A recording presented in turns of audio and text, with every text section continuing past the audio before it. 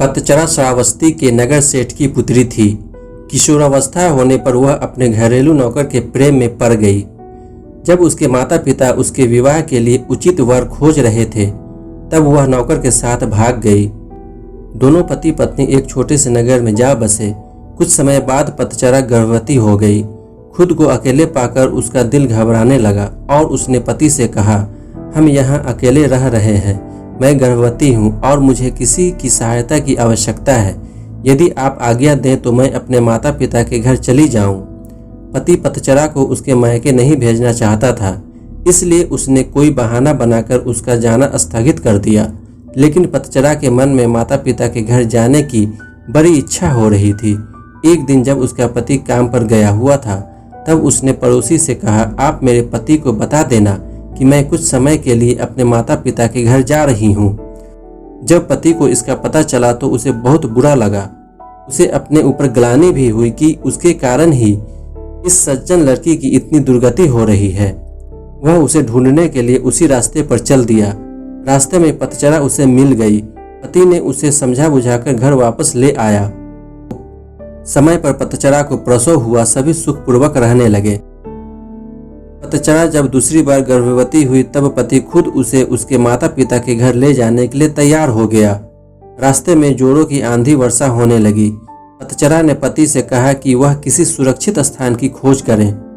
पति झाड़ियों से होकर गुजर रहा था, तभी उसे एक जहरीला सांप ने काट लिया और उसकी मृत्यु वहीं पर हो गई। पतचरा अपने पति की प्रतीक्षा करती रही और ऐसे में ही उसे प्रसव हो गया। थोड़ी हिम्मत जुटाकर उसने दोनों बच्चों को साथ लिया और पति को खोजने निकल पड़ी। जब उसे पति मृत मिला तो वह फूट फूट कर रोने लगी। हाय, मेरे कारण ही मेरे पति की मृत्यु हो गई। अब अपने माता पिता के सिवा उसका कोई न था। उनके नगर की ओर बढ़ चली। रास्ते में नदी पड़ती थी। उसने देखा कि दोनों बच्चों को साथ लेकर नदी पार करना कठिन था, इसलिए बड़े बच्चों को उसने एक किनारे पर बिठा दिया और दूसरे को छाती से चिपका कर दूसरे किनारे की ओर बढ़ चली।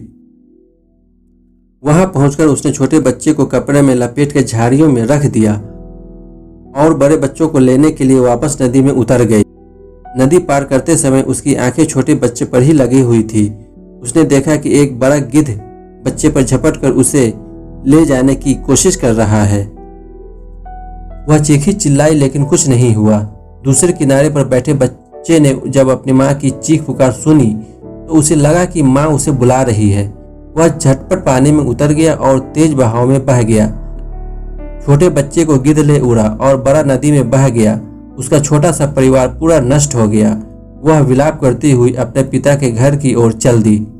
रास्ते में उसे अपने नगर का एक यात्री मिल गया, जिसने उसे बताया कि नगर सेठ का परिवार अर्थात उसके माता पिता और सभी भाई बहन कुछ समय पहले घर में आग लग जाने के कारण मर गए।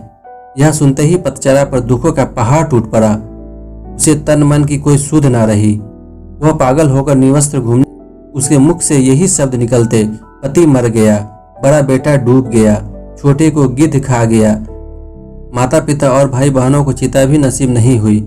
ऐसे ही विलाप करती निवस्त्र घूमती फिरती पतचरा को सभी अपमानित और लांछित करके यहाँ से वहाँ भगा देते थे। जेतवन में भगवान बुद्ध धर्मोपदेश दे रहे थे। पतचरा अचानक ही वहाँ आ गई। उपस्थित लोग ने कहा, अरे ये तो पागल है, इसे यहाँ से भगाओ। बुद्ध ने उन्हें रोकते हुए कहा, इसे मत रोको, मेरे पास आने दो।